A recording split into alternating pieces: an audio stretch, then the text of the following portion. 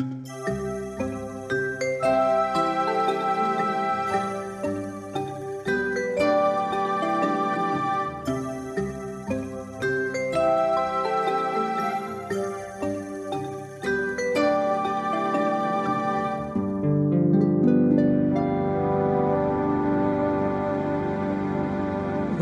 to the marvelous land of Oz. I'm Mardell, and it's time for more adventures in The Wizard of Oz by L. Frank Baum.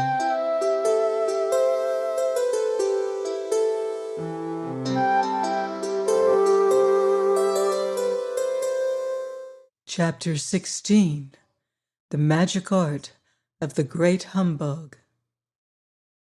Next morning, the Scarecrow said to his friends, "Congratulate me!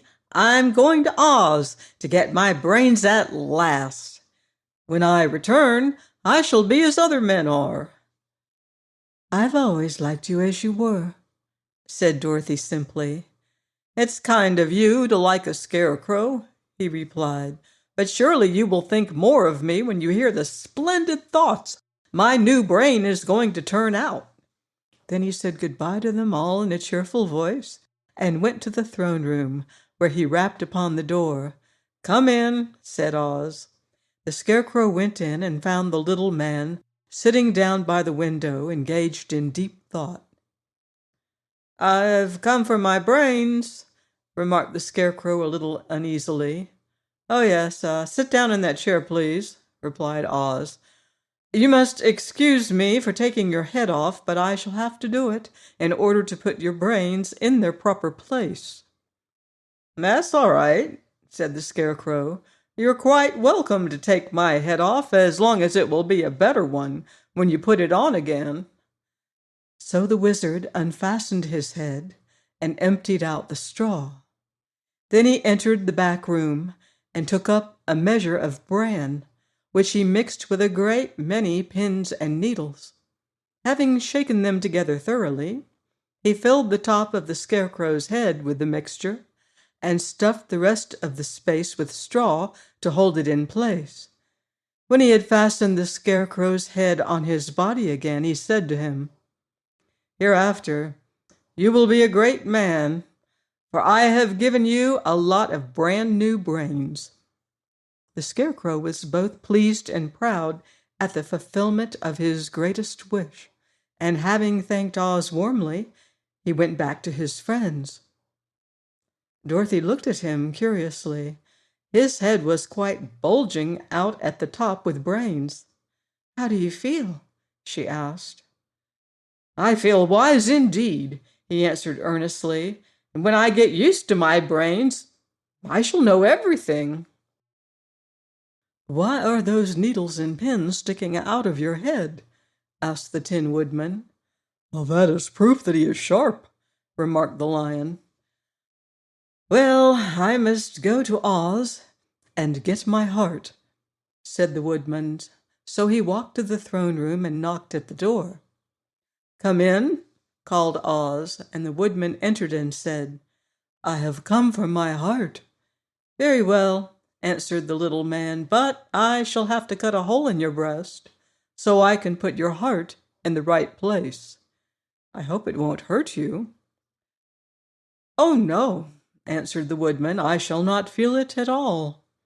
So Oz brought a pair of tinner's shears and cut a small square hole in the left side of the Tin Woodman's breast. Then, going to a chest of drawers, he took out a pretty heart, made entirely of silk and stuffed with sawdust. "Isn't it a beauty?" he asked. "It is indeed," replied the Woodman, who was greatly pleased. "But is it a kind heart?" "Oh, very," answered Oz. He put the heart in the Woodman's breast and then replaced the square of tin, soldering it neatly together where it had been cut. "There," said he, "now you have a heart that any man might be proud of. I'm sorry I had to put a patch on your breast, but it really couldn't be helped." "Never mind the patch," exclaimed the happy Woodman. "I am very grateful to you, and shall never forget your kindness." "Don't speak of it," replied Oz. Then the Tin Woodman went back to his friends, who wished him every joy on account of his good fortune. The Lion now walked to the throne room and knocked at the door. "Come in," said Oz. "I've come for my courage," announced the Lion, entering the room. "Very well," answered the little man. "I will get it for you." He went to a cupboard and, reaching up to a high shelf, took down a square green bottle, the contents of which he poured into a green gold dish, beautifully carved. Placing this before the Cowardly Lion, who sniffed at it as if he did not like it, the wizard said, "Drink." "What is it?" asked the Lion. "Well," answered Oz, "if it were inside of you, it would be courage. You know, of course, that courage is always inside one, so that this really cannot be called courage until you have swallowed it. Therefore, I advise you to drink it as soon as possible." The Lion hesitated no longer, but drank till the dish was empty. "How do you feel now?" asked Oz. "Full of courage," replied the Lion, who went joyfully back to his friends to tell them of his good fortune. Oz, left to himself, smiled to think of his success in giving the Scarecrow and the Tin Woodman and the Lion exactly what they thought they wanted. "How can I help being a humbug," he said, "when all these people make me do things that everybody knows can't be done?